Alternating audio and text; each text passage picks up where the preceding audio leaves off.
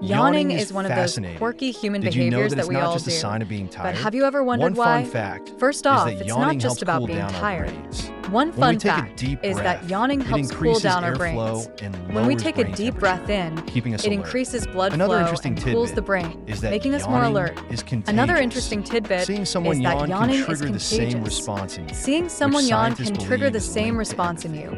you, which Plus, scientists some believe researchers is linked suggest to that empathy. yawning may have Plus, evolved did as you a know way that some to animals yawn communicate too? and signal It's to a others universal in the group. behavior So, across many the species. next time you yawn, remember So it's next not time just you about yawn, sleep. remember, It's a quirky, it's not just a sign of social, sleepiness. brain-cooling It's your body's phenomenon. way of keeping cool and connecting with others.